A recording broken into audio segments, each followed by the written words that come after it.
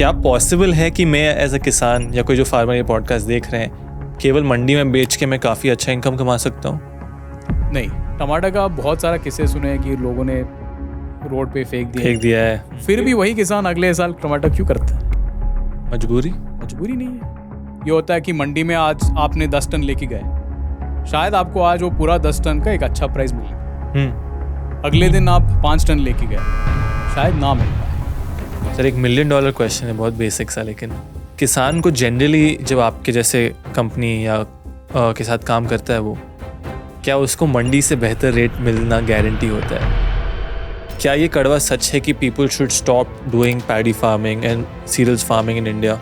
मैं बोलता हूँ कि किसान को क्या करना है नहीं करना है उस किसान को डिसाइड करना है। Non stop loss after loss क्यों हो रहा है? नहीं, मैं ये थोड़ा किसान बहुत समझदार है। एग्रीकल्चर में क्या है ना कि ऊपर से जब देखते हो बहुत सिंपल लगता है। करेक्ट। 2-3 लेयर जब घुसते हो तो फंस जाते हो। डेंजर क्या आपको लगता है 2024 is a good time for a youngster to get into agriculture? ये ऐसा फील्ड नहीं है कि आप आ गए और आप तोड़फोड़ मचा दी और बहुत पैसा कमा लिया और हो गया, ऐसा नहीं हो। इतने फार्मर्स हैं, आप इनकम डबल कैसे? इसमें एक ऑप्शन ये भी है कि थोड़े किसान खेतीबाड़ी ना करें। नमस्कार दोस्तों, और स्वागत है आप सभी का एग्री टॉक के एक नए एपिसोड पर। हमारे आज के एपिसोड के मेहमान हैं मिस्टर प्रमोद, जो कि है from the company गोरमे garden. गोरमे garden एक बैंगलोर बेस्ड कंपनी है जो कि बेसिकली सिंपल शब्दों में वो कहते हैं सब्जियां बेचती है।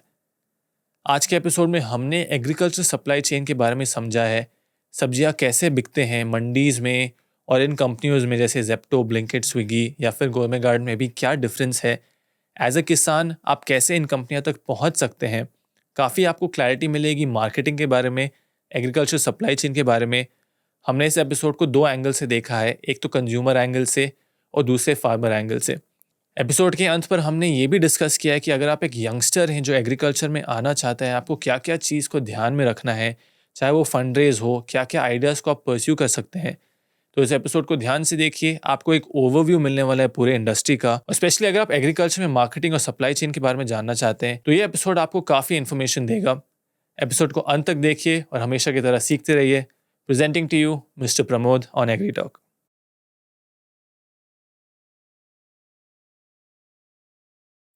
Pramod, welcome to agri talk. कैसे हैं आप? Happy to be here boss. मस्त है। मैं आपको वार्निंग दे देता हूँ, हमारी ऑडियंस बोलेगी आपको हिंदी में बात करने। नहीं, हिंदी में बात कर लूँगा, अगर हिंदी में कुछ गलती हो गई तो माफ कर देगी ऑडियंस। नहीं, मेरा भी सेम था। मैं जब स्टार्ट किया था सब मुझे बोलते थे हिंदी में बात करो। तो धीरे धीरे मैं भी आदत बना रहा हूँ। सबसे पहले आप बता सकते हैं कि गोरमे गार्डन क्या है, आप क्या करते हैं? बहुत सारे लोग एग्रीकल्चर में जाते हैं, हम जानते हैं, but let's just start by introducing yourself. आप करते क्या हैं? मैं तो सब्जी बेचता हूँ। सब्जी बेचते हो? तो गोरमे गार्डन भी सब्जी बेचता है, राइट? तो इसमें हम हाई क्वालिटी सब्जी बेचते हैं। तो उसके एक होता है हाइड्रोपोनिक, जो वाटर बेस्ड हम ग्रो करते हैं, लॉट ऑफ द लीफीज वो करते हैं। फिर ऑर्गेनिक होता है और कन्वेंशनल फ्रूट्स एंड वेजिटेबल्स भी हम करते हैं। और ये हम हमारे प्लेटफॉर्म पे बेचते हैं, जो आप हमारे वेबसाइट पे या ऐप पे ऑर्डर कर सकते हो। हम स्विगी, जेप्टो, ब्लिंकिट ऐसे प्लेटफॉर्म के साथ टाइप करके हम बेचते हैं। सेलेक्ट स्टोर्स जैसे नेचर्स बास्केट हो, लॉयल वर्ल्ड हो, उनके साथ टाइप करके हम बेचते हैं। और ये बड़े बड़े इंस्टीट्यूशंस जो होते हैं, गूगल हो गया, माइक्रोसॉफ्ट हो गया, ऐसे बड़े बड़े इंस्टीट्यूशंस के जो किचन्स होते हैं जहाँ पे एम्प्लॉयज़ खाते हैं, वहाँ उनको भी हम सप्लाई करते हैं। अच्छा। तो ये हम ये चीज़ गोरमे गार्डन करता है। जो और ये हाइड्रोपोनिक जो होता है हम उसको ग्रो भी करते हैं हमारे पॉली हाउसेस में, और हमारे पार्टनर पॉली हाउसेस जो फार्मर हमारे साथ जुड़े हुए हैं उनके साथ हम मिलके ये ग्रो भी करते हैं। बेसिकली आप एक मॉडर्न सब्जी वाला है जहाँ आप सारे वेजिटेबल्स को प्रोक्योर करके अलग अलग बायर्स को बेच रहे हैं। हाँ जी, हम सब्जी वाले हैं, हर कोई मॉडर्न बन रहा है। आपके जो घर का सब्जी वाला भी, वो भी व्हाट्सएप पे आपको डिलीवर कर देता है। तो हर कोई मॉडर्न बन रहा है, तो हम भी उनके साथ एक है। आज के डेट में आई थिंक बहुत सारे किसानों का, जो मेरा भी अंडरस्टैंडिंग है, कि ग्रोइंग एक पार्ट होता है, मार्केटिंग दूसरा पार्ट होता है। ग्रोइंग कई सारे किसान कर पा रहे हैं, लेकिन आज भी एग्रीकल्चर में प्रोड्यूस कहाँ बेचना है, सही रेट मुझे कैसे मिले, कौन मेरा बायर है जो सही समय पे लेगा, ये सारे प्रॉब्लम्स बहुत लार्ज स्केल हैं। क्या आपको लगता है एग्रीकल्चर मार्केटिंग, मतलब आप इस इंडस्ट्री में काफ़ी समय से in this space, agriculture marketing एक जेन्युइन प्रॉब्लम है इंडिया के एग्रीकल्चर में? तो मैं इसको थोड़ा एक स्टेप पीछे जाके थोड़ा ब्रेक डाउन करता हूँ। एक फार्मर के लिए एक क्वेश्चन होता है कि मैं क्या उगाऊँ, पहली चीज़, ठीक है, और इसको कहाँ पे बेचूँ और किस प्राइस पे बेचूँ, राइट। ये थोड़ा दो पार्ट करेंगे। तो आज के डेट में फार्मर कहाँ बेच सकता है, राइट। हर एक गांव हो या डिस्ट्रिक्ट हो जहाँ पे हर एक मंडीज तो है, तो एक मार्केट तो बना हुआ है ऑलरेडी जहाँ फार्मर बेच सकता है। अब ये है कि उस प्राइस जो मिल रहा है फार्मर को वहाँ से बेहतर प्राइस मिल सकता है, नहीं मिल सकता। तो कुछ भी कोई भी चीज़ बिक तो जाता है, मगर कौन से प्राइस पे बिकता है ये इंपॉर्टेंट है। करेक्ट। तो इस पे जो मार्केटिंग लिंकेजेस चाहिए, करेक्ट, वो दैट बिकम्स इम्पॉर्टेंट कि फार्मर को कैसे रेम्यूनरेशन मिल रहा है और कंसिस्टेंटली मिल रहा है, नहीं मिल रहा है। एक मंडी जो है एक बेंचमार्क प्राइस बन जाता है, क्योंकि वहाँ पे 5% हो या 10% वॉल्यूम जब ट्रेड हो जाता है, एक प्राइस सेटअप हो जाता है कि इतना डिमांड है और इतना, और ये थोड़ा एफिशिएंटली चल रहा है। स्पेशली मैं सब्जी की बात करूँ तो इसमें थोड़ा एक मंडी का जो सिस्टम है रीजनेबली एफिशिएंट है in terms of price discovery. अभी ये प्राइस का भी 2-3 ये होता है कि ग्रेड के हिसाब से होता है। जैसे टमाटर हो गया, ठीक है, एक होता है एक्सपोर्ट क्वालिटी, एक है थोड़ा उसके बाद, क्योंकि टमाटो थोड़ा राइपन हो जाता है, उसके बाद एक और आता है कि मतलब थोड़ा राइपन हुआ टमाटो, क्योंकि उसका शेल्फ लाइफ कम हो जाता है, तो उसका रेट क्या होता है, राइट। तो हर एक ग्रेड के हिसाब से भी एक प्राइस बनता है, उस मंडी पे ही बनता है। हाल ही में बैंगलोर में टमाटो का प्राइस 100 के ऊपर गया था। क्यों गया था? क्योंकि यहाँ से टोमेटो बांग्लादेश एक्सपोर्ट हो रहा था, यहाँ से मतलब कोलार से बांग्लादेश एक्सपोर्ट हो रहा था, तो उसके थोड़ा प्राइस बढ़ गया था। और ये प्राइस कहाँ पे डिस्कवर हो? उस मंडी पे डिस्कवर हो, क्योंकि इतने लोग आए थे, डिमांड बढ़ गया था और प्राइस भी बढ़ा, राइट। तो एक वेजिटेबल का जो इकोसिस्टम है, mandi is the place which kind of determines the price. अभी उसके बाद क्या हो रहा है कि जो रिटेलर्स जो ट्रेडिशनल रिटेलर्स भी थे, और अभी जो क्विक कॉमर्स, ई कॉमर्स वाले रिटेलर्स भी है, हमारे जैसे भी आए, तो हम लोग कलेक्शन सेंटर सेटअप कर रहे हैं। तो ये दूसरा प्राइस डिस्कवरी मैकेनिज्म बन गया है। करेक्ट। कहाँ पे, जहाँ पे कलेक्शन सेंटर्स है, तो फार्मर पूछ सकता है, अरे यार यहाँ पे मेरे को इतना मिल रहा है, मंडी पे इतना मिल रहा है और यहाँ पे इतना मिल रहा है, तो एक फार्मर को एक चॉइस मिल गया अभी, राइट। तो ये हो गया दूसरी मेथड है जहाँ पे प्राइस डिस्कवरी बनता है। अगर आप मंडी में कुछ प्राइस में बिक रहा है और आपका चैनल में आप जाके बोलोगे उससे कम दूंगा, कोई फार्मर आपको क्यों देगा, राइट। और दूसरा ये होता है कि कंसिस्टेंटली लेंगे, कि मतलब ये होता है कि मंडी में आज आपने 10 टन लेके गए, शायद आपको आज वो पूरा 10 टन का एक अच्छा प्राइस मिल गया, अगले दिन आप 5 टन लेके गए, शायद ना मिल पाए। तो यहाँ पे इस चैनल्स में क्या होता है कि इनका कंसिस्टेंट डिमांड रहता है, रोज हमको इतना चाहिए, तो इतना तो गारंटी है, अगर आप उस चैनल पे जुड़े हो, कलेक्शन सेंटर पे जुड़े हो, तो आपको तो उसका अपलिफ्टमेंट तो मिनिमम तो हो जाता है। या पहले बता देते हैं हम इतना ले लेते हैं, ये प्राइस है, आपको जानकारी ये होता है, राइट। ये जो फार्मर को अगर बेहतर प्राइस मिलना है, तो ये कंपटीशन जरूरी है कि 5-6 लोग आके उनसे ले कि हमको इस भाव पे हम लेंगे, राइट। तो तभी जाके उनका एक डिस्कवरी मिलेगा, राइट, तभी जाके उनका अच्छा प्राइस मिलेगा। और फार्मर को क्या चाहिए? एक अच्छा प्राइस मिले और कैश पेमेंट उनका जल्द से जल्द हो जाए। आई थिंक अभी जो हो रहा है काफ़ी उल्टा है। आई मीन आप कह रहे हैं कि 3-4 लोग आए, फार्मर से खरीदने की कोशिश करें, और आज के डेट में ज़्यादातर किसान का कंप्लेन ये है कि कोई ख़रीदने को नहीं है। मंडी को छोड़कर कई बार उनके पास ऑप्शन नहीं बचता है। और मंडी का जो ट्रेडिशनल मेरा भी माइंडसेट है कि मंडी में हमेशा रेट कम मिलेगा। जैसे आप बोल रहे हैं कि मंडी में टमाटर का रेट 100 रुपये से भी ज़्यादा पर किलो था। क्या पॉसिबल है कि मैं एज अ किसान या कोई जो फार्मर ये पॉडकास्ट देख रहे हैं, केवल मंडी में बेच के मैं काफ़ी अच्छा इनकम कमा सकता हूँ? नहीं, वह मैं यही बोल रहा था ना कि मंडी में हर दिन रेट फ्लक्चुएट हो सकता है, हर दिन डिमांड भी नहीं हो सकता है। क्योंकि मंडी में क्या है, मंडी में ऐसा नहीं होता है कि अगर मान लो ये सारे गांव मिलके 50 टन का प्रोडक्शन है आपका रोजाना, अगर सारा 50 टन मंडी गया, ऐसा नहीं हो सकता वो सारा 50 टन बिके उस दिन। Correct, right. तो उस दिन का डिमांड के हिसाब से आपका प्राइस उस दिन का उस मंडी का डिसाइड हो जाएगा। शायद 50 किलोमीटर दूर, 100 किलोमीटर दूर दूसरे मंडी पे दूसरा भाव, राइट। तो हर दिन आप मंडी पे बेच के आप बहुत पैसा बनाओगे, ये नहीं, इसीलिए नहीं हो सकता है। इसीलिए जो आप जो बोल रहे हो, किसान जो बोल रहे हैं तो सही बोल रहे हैं। मगर जब ये कंपटीशन होगा, जब रिटेलर्स आएंगे, रिटेलर्स का डिमांड कंसिस्टेंट है, उनको तो हर दिन लेना है, उनको तो आज वो आके आर्बिट्राज तो नहीं करेंगे, आज मैं यहाँ से लूंगा, आज वहां से लूंगा, क्योंकि जहाँ उनका एक सप्लाई चेन है, क्योंकि उनका ये है कि इस कलेक्शन सेंटर से आज मेरे को 5 टन लेना ही है और ये ऐसे ऐसे स्टोर्स को जाएगा। ये तो सेटअप है, राइट। तो ये आता रहेगा, शायद ₹1 ऊपर हो गया, ₹1 नीचे हो गया, बट डिमांड तो कंसिस्टेंट रहेगा और क्वालिटी भी कंसिस्टेंट रहेगा। जो फार्मर को अब ये अश्योरेंस है कि मैं रोज इतना तक तो मैं बेच सकता हूँ, तो फार्मर उसके हिसाब से प्लानिंग भी कर सकता है और उसको थोड़ा अश्योरेंस हो जाएगा। ये आना जरूरी है। क्यों? और इसका नेक्स्ट लेवल में बताता हूँ। अगर ऐसे बहुत लोग आ गए और फार्मर का ट्रस्ट आ गया कि ठीक है, रिलायबल है, तो next level is effective contract farming. India में कॉन्ट्रैक्ट फार्मिंग अब तक हुआ नहीं है।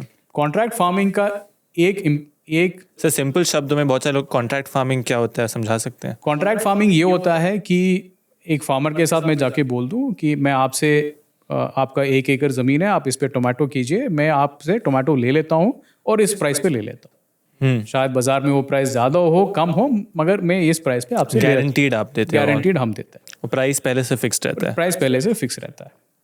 तो इससे क्या होता है कि जब बाजार में प्राइस कम हो जाता है तो फार्मर को थोड़ा इनकम प्रोटेक्शन हो जाता है, और जब बाजार में प्राइस ज़्यादा हो जाता है, जो बायर होते हैं, तो उनको थोड़ा वो स्पाइक प्रोटेक्शन मिल जाता है, राइट। ये आज तक बहुत सक्सेसफुली नहीं चला है इंडिया में। क्यों? क्योंकि ये थोड़ा ट्रस्ट डेफिसिट है, दोनों तरफ है ट्रस्ट डेफिसिट। मैं ये नहीं बोलता हूँ किसी की एक की गलती है, कि फार्मर को ये परेशानी है कि जब कम हो गया लेंगे नहीं लेंगे, करेक्ट, कहीं और से ले लिया, मेरे से कम ले लिया, करेक्ट, ठीक है, ये तो होता ही है। और दूसरा होता है कि आप ही सोचिए, ऑन एन एवरेज टमाटर का प्राइस होता है कि पूरे साल का 15 से 20 रुपए एवरेज। अच्छा प्राइस मतलब वो ₹2 भी जा सकता है, ₹100 भी जा सकता है। जिस दिन वो ₹100 गया, वो फार्मर क्या सोचेगा? मैं तो लॉस हो गया, मेरा तो लॉस हो गया, अपॉर्चुनिटी कॉस्ट। मेरा 10 टन निकला है और मैं हर किलो पे अगर मैं ₹80 का लॉस ले रहा हूँ, तो क्या फायदा? राइट। वो क्या वो माइंडसेट सही है? ये माइंडसेट तो यार देखो, आप होते तो वही करते, वही सोचते, मैं भी होता तो वही सोचते। तो इसमें माइंडसेट का नहीं है, इसमें ये थोड़ा हमको भी बिल्ड इन करना पड़ेगा कि जब मार्केट इतना ऊपर चढ़ता है तो हम भी उसको एक कॉम्पनसेशन एक्स्ट्रा दे दें, राइट। और ये पहली बार नहीं हो रहा है, क्योंकि अगर आप मुर्गी की फार्मिंग देखें, क्योंकि मुर्गी का भी प्राइस ऊपर जाता है नीचे जाता है, तो मुर्गी का सक्सेसफुल कॉन्ट्रैक्ट फार्मिंग होता है इंडिया में, करेक्ट, ठीक है, बहुत ही सक्सेसफुल कॉन्ट्रैक्ट फार्मिंग होता है। वहाँ पे इंसेंटिव ऑलरेडी बेक्ड इन है। अगर बाजार में मुर्गी का दाम बढ़ गया तो फार्मर को जो फिक्स ग्रोइंग चार्ज आता था, जिससे उसका लॉस तो प्रोटेक्शन हो गया, और मुर्गी का प्राइस जब बढ़ गया तो उनको थोड़ा एक्स्ट्रा बेनिफिट मिलता है। तो हम इस पे उस मॉडल पे काम कर सकते हैं, जब क्योंकि बाजार में थोड़ा प्राइस ज़्यादा हो गया तो थोड़ा प्रॉफिट शेयरिंग भी वहाँ पे हो सकता है। बट इस लेवल तक पहुँचने के लिए एक बेस लेवल ऑफ ट्रस्ट ज़रूरी है, और वो ट्रस्ट वो धीरे धीरे आएगा। क्योंकि आप देखिए, एग्री में ऐसा नहीं होता है कि इस महीने हो गया दूसरे महीने हो गया, एग्री में सीजन टू सीजन होता है, करेक्ट। तो वो ट्रस्ट बिल्ड करने में एक फार्मर के साथ एटलीस्ट 2-3 साल का रिलेशनशिप होना जरूरी है, राइट। और ये मैं डेयरी का एग्जांपल देता हूँ, ये डेयरी ऐसा ही चलता है। डेयरी जो फार्मर्स जुड़े हुए हैं, वो 70 to 80% फार्मर्स एक ही डेयरी के साथ जुड़े रहते हैं। डेयरी में भी क्या होता है, कभी कभी विंटर मंथ्स में थोड़ा आपका दूध ज़्यादा आ जाता है, समर मंथ्स में थोड़ा कम हो जाता है, बट फिर भी वो डेयरी वाले पूरा लेते हैं। वो ट्रस्ट बनता है उनके ऊपर कि ये ले रहे हैं पूरा। थोड़ा प्राइस कम हो सकता है, प्राइस ज़्यादा हो सकता है, बट ये लेते हैं। और ये बहुत सक्सेसफुल डेमोन्स्ट्रेशन है जो प्राइवेट कंपनीज और फार्मर्स कर रहे हैं। और इसका जो ये मॉडल को जो बनाया, इसका श्रेय जाता है डॉक्टर वर्गीस कुरियन को, जिन्होंने पूरा अमूल सिस्टम डेवलप किया था। तो उसी सिस्टम पे इंडिया का एक यूनिक मॉडल है जो सक्सेसफुली चल रहा है। राइट? करेक्ट। जो किसान, and dairy is also agriculture, right? तो वहाँ पे हो रहा है, तो सब्जी में क्यों नहीं, बाकी चीज़ों में क्यों नहीं? तो हो सकता है। कंपटीशन का इम्पोर्टेंस क्या है? अभी एक जगह बहुत सैचुरेट हो गया, सारे कलेक्शन सेंटर्स वहाँ पे आ गए, तो क्या करेंगे कंपनी वाले? दूसरा जगह ढूंढेंगे, तीसरा जगह ढूंढेंगे, चौथा जगह ढूंढेंगे, राइट? तो जैसे जैसे डिमांड बढ़ता जाएगा वैसे वैसे वहाँ पे पहुँच जाएंगे। अगर एक पहुँच गया तो उसके पीछे 3-4 लोग तो पहुँच ही जाते हैं, राइट? तो ऐसे हो के तो अभी फार्मर को एक ऑप्शन मिल गया, या कलेक्शन सेंटर को दूं या मंडी पे दूं, तो इस हिसाब से उनका एक अच्छा प्राइस डिस्कवरी हो जाता है। सर मेरा अंडरस्टैंडिंग जो है इस सप्लाई चेन में ट्रेसेबिलिटी बहुत बड़ा कंसर्न है। बहुत सारे किसान, जैसे हम जनरलाइज करते हैं कि टमाटर का प्राइस ये है, बट कुछ किसान टमाटर ओपन फील्ड में ग्रो कर रहे हैं, कुछ किसान ग्रीन हाउस में ग्रो कर रहे हैं, राइट? तो how do you as a company ensure कि वो ट्रेसेबिलिटी मेंटेन हो as to a consumer level पे भी और फार्मर लेवल पे भी? क्योंकि जब प्राइस गिरेगा, प्राइस सबके लिए गिरता है, इज दैट राइट? करेक्ट। तो मैं अगर ग्रीन हाउस का ग्रो कर रहा हूँ, my capital expenditure is much more compare to open field grower, कैसे इंश्योर कर रहे हैं कि वो ट्रेसेबिलिटी मेंटेन हो for the grower and for the consumer? तो पहला ये करते हैं कि प्राइस डिफरेंस है नहीं है, करेक्ट? तो प्राइस डिफरेंस यूजर पे डिपेंडेंट है। टोमेटो में जो अलग ही ओपन फील्ड ही ले लो, एक होता है लोकल वैरायटी, एक होता है हाइब्रिड वैरायटी। उन दोनों में थोड़ा टेस्ट का थोड़ा डिफरेंस है, अंतर है। ऐसा नहीं कि जो हाइब्रिड खरीदते हैं, जो लोकल खरीदते हैं। वो पता चलता है कंज्यूमर को जब वो तो खरीदने जा रहा है? मान लो एक का भाव बहुत बढ़ गया, राइट? एक लेवल आता है जहाँ पे कंज्यूमर बोलता है नहीं यार ये दूसरा काफी है, करेक्ट? तो अब दूसरा का भी प्राइस बढ़ जाएगा, शायद मतलब 2-3 रुपए का अंतर हो सकता है, उससे ज्यादा अंतर नहीं हो सकता। तो अभी देखते हैं हाइड्रोपोनिक ग्रोन, ठीक है? टमाटर से ज़्यादा लीफीज में बहुत प्रोमिनेंट क्वालिटी दिखता है। टमाटर्स में भी लेट्स से हमने अच्छा कोसा दे दी, उसका भी एक हद तक फर्क नहीं होता है कि प्राइस डिफरेंशियल जो भी हो लोग दे देते हैं, बट जब प्राइस डिफरेंशियल उससे भी ज़्यादा हो जाता है तो लोग बोलते हैं यार वो दूसरा सही है, राइट? तो पहले एक प्राइस का ये आ गया, क्योंकि अगर एक बढ़ता है बाकी क्यों बढ़ते हैं, इस वजह से बढ़ता है। जो भी क्वालिटी प्रीमियम होता है वो एक रेंज बाउंड होता है, उससे ज़्यादा कम लोग उसको इस्तेमाल करने हो जाते हैं। अब हम कैसे पूरा ट्रेस करते हैं इसको? Correct, right? अभी जो पहले तो बहुत सारी चीज़ों में थोड़ा क्वालिटी पता चल जाता है। अब अगर रेगुलर कंज्यूमर हो, आपको वो क्वालिटी पता चल जाता है कि ये इसमें आ रहा है, इसमें आ रहा है। उसके ऊपर एक ब्रांड का एक प्रॉमिस होता है कि मतलब हम जो हाइड्रोपोनिकली ग्रोन है उसको हम हाइड्रोपोनिक ही बुलाते हैं, और जो नहीं है उसको हम नहीं बुलाते। ट्रस्ट फैक्टर है, ट्रस्ट फैक्टर है। आगे जाके राइट हम उसको टेक्नोलॉजी के साथ थोड़ा इंटीग्रेट कर सकते हैं, और वो थोड़ा डाउनस्ट्रीम विजिबिलिटी भी दे सकते हैं। कैसे? और अब पहला एक हो सकता है कि अगर आपने हमारे कवर पे QR कोड कर दो, पता चल जाए कि ये कहाँ पे हार्वेस्ट हुआ था, कब हार्वेस्ट हुआ था, ये विजिबिलिटी तो हो सकता है। ये भी एक ट्रस्ट फैक्टर के ऊपर हो सकता है, क्योंकि कोई बोल सकता है आपने कुछ तो डाल दिया। दूसरा ये हो सकता है कि कस्टमर को थोड़ा एजुकेट किया जाए कि इन दोनों के डिफरेंस कैसे पता चले, राइट? तो ये एजुकेशन से कस्टमर को भरोसा आ जाएगा कि ये ओपनली बोल रहे हैं ऐसा है, राइट? तो देन वो ट्रस्ट बिल्ड करना है कंज्यूमर के साथ, तब जाके इसका डिफरेंस आएगा। और आज के डेट में जो सैलेड बहुत खाते हैं उनको तो पता चल जाता है। आप कौन से फ्रूट्स और वेजिटेबल्स और कौन से क्रॉप्स में डील कर रहे हैं सर? हमारा प्लेटफॉर्म पे तो almost 150 fruits and vegetables and leafies हैं। उसमें 30-40 जो वॉल्यूमिनस होते हैं, जो अलग अलग प्लेटफॉर्म से भी हम लिस्ट कर रहे हैं। हमारा लीफीज का बहुत अच्छा स्ट्रॉन्ग होल्ड है, और नॉर्मल जो है onion, potato, tomato, normal vegetables, उनका भी बहुत डिमांड है हमारे इसमें। सबसे ज़्यादा डिमांड आप कह रहे हैं लीफी वेजिटेबल्स? लीफी वेजिटेबल्स का हमारा रेंज अच्छा है। इन मार्केट में डिमांड ज़्यादा किसका आपको मिलता है यूजुअली? वो मार्केट का देखो, onion, potato, tomato is always the lead. Then you have your ladies finger, lemon, ginger, garlic. यही जो चीज़ है जो सबसे वॉल्यूमनेस जो है बिकता है। और आप इसमें से सारे आप खुद ग्रो करते हैं? हम लीफीज हम खुद ग्रो करते हैं। लीफीज हो, चेरी टोमेटो हो, इंग्लिश कुकुम्बर, ये सारे चीज़ें हमारा जो हाइड्रोपोनिक पॉलीहाउसेस है वहाँ पे ग्रो होता है। बाकी चीज़ें हम फार्मर्स के साथ हमारा पार्टनरशिप्स है, तो उन फार्म से लेते हैं। और टेल आइटम्स के लिए हम वी हैव डेडिकेटेड वेंडर्स। अच्छा। आई थिंक आपने काफ़ी इंटरेस्टिंग पॉइंट रेज अप किया जो बहुत सारे लोग अब जानना चाहेंगे। मानो मैं एक किसान हूँ, तो मैं कैसे बेच सकता हूँ? आप जैसे, आपका उदाहरण नहीं, जनरली बहुत सारे लोग हैं आजकल, स्विगी पे लोग बेच रहे हैं, आजकल ब्लिंकिट पे लोग बेच रहे हैं, नामधारी रिटेल जो भी है, क्या क्वालिफाइंग क्राइटेरिया होता है for me to be able to sell outside the mandis also? पहला एक होता है कि access to the collection centre, क्योंकि आपको रोज जो भी आप ग्रो कर रहे हो उसको एक मंडी हो कलेक्शन सेंटर लेके जाना पड़ता है। बहुत दूर हो गया तो आपका ट्रांसपोर्टेशन कॉस्ट ही पड़ जाता है। तो पहला ये होता है एक्सेस टू कलेक्शन सेंटर। तो अगर आपके जगह जहाँ पे भी कलेक्शन सेंटर्स हैं तो आई थिंक वहाँ पे जाओगे तो कोई भी हो मतलब लेने के लिए तैयार होगा। कैसे पता चलेगा मुझे कहाँ है ये कलेक्शन सेंटर्स? यार किसान को तो पता चल जाता है, क्योंकि आप नहीं तो कोई और आपका नेबर कर रहा होगा, कोई और कर रहा होगा। अगर पहली बार हम कुछ लगा रहे हैं तो कंपनीज के लोग भी थोड़ा फार्मर आउटरीच करते हैं, जाके फार्मर से मिलते हैं कि आप क्या उगा रहे हो, कैसे कर रहे हो, हमारे साथ जुड़ना चाहते हो, नहीं जुड़ना चाहते हो। वो प्राइस पूछेंगे, कौन से प्राइस पे बेच रहे हो, ऐसा। तो उस पर तो वो पता चल जाता है। तो दैट्स द बिकॉज हम वैसे ही किए हैं हमने।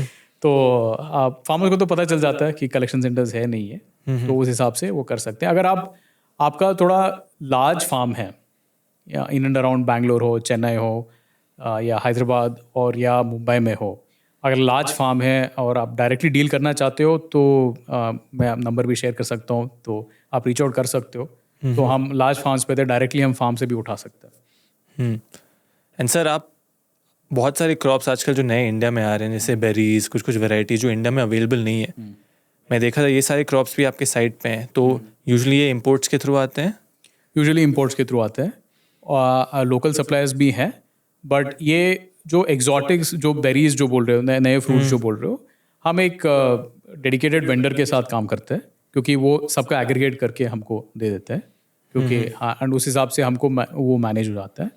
But if you speak about strawberry, हमने मैंगोज के लिए भी उगाया था, तो we go closer to the farm and वहाँ से फार्म से डायरेक्टली हम उठाते हैं।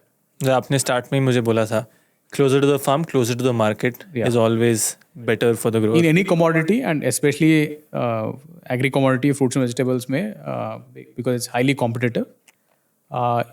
मार्जिन बनाना है, पैसे थोड़ा कमाना है, तो आपको कस्टमर के जितने नज़दीक हो सकते हो उतने नज़दीक होना चाहिए, और फार्म के जितने नज़दीक हो सकते हो उतना नज़दीक होना चाहिए। आई थिंक क्योंकि आज के डेट में बहुत सारे जो नए लोग आ रहे हैं, उन डे वन से वो सोचते हैं 1 एकड़ खेती कर रहे हैं, कुछ भी कर रहे हैं, मैं एक्सपोर्ट कैसे करूँ। उनका सबसे पहला क्वेश्चन वो होता है, क्या बिगिनर एक छोटे लेवल से एक्सपोर्ट कर सकता है? जैसे आप बोल रहे हैं कि इनिशियली जो है आसपास बेचने की कोशिश करो। हाँ, एक्सपोर्ट पहले पता कर लो कि एक्सपोर्ट कहाँ से हो रहा है, क्योंकि इसमें जैसे आप कोई इंटीरियर एरिया से कर रहे हो और वहाँ से आपको एक्सपोर्ट करना है, कि आपका लॉजिस्टिक्स कॉस्ट होगा, कोल्ड स्टोरेज कॉस्ट होगा, और क्या कौन एक्सपोर्ट कर रहा है, क्योंकि 1 एकड़ से जो निकलता है उसको एंड टू एंड तो आप एक्सपोर्ट नहीं कर सकते हो, किसी एक्सपोर्टर को ही देना पड़ेगा जो वो लेके जाएंगे, राइट। तो पहला ये डिसाइड कर लो आपको क्या एक्सपोर्ट करना है, राइट। दूसरा, एक पता कर लो कि उसमें गवर्नमेंट रेगुलेशंस क्या है। अगर कोई सेंसिटिव आइटम है तो कभी कभी गवर्नमेंट एक्सपोर्ट बैन भी लगा सकता है, जैसे अभी अनियन पे एक्सपोर्ट बैन लगा हुआ है, राइट। तो गवर्नमेंट रेगुलेशन से करो। थर्ड, एटलीस्ट ये एक्सपोर्टर से थोड़ा बात करो कि किस प्राइस पे वो पिकअप करता है, राइट। क्योंकि पहले उनको कॉन्टैक्ट्स होंगे, डायरेक्टली आपको नहीं मिलेगा, तो एटलीस्ट उनसे पता कर लो कि आप किस प्राइस पे लेते हो, और सबसे इम्पोर्टेंट उस प्राइस के लिए क्या ग्रेड चाहिए, और आप पता कर लो कि आपके फार्म से वो ग्रेड आता है, नहीं आता है, कितना आता है। तो ये 3-4 क्वेश्चन ज़रूरी है पता करने के लिए कि आप उस पर सक्सेसफुल होंगे नहीं होंगे। आपने 2 point, I think 1 point 2 bar podcast में बोला है, which is the importance of sorting and grading.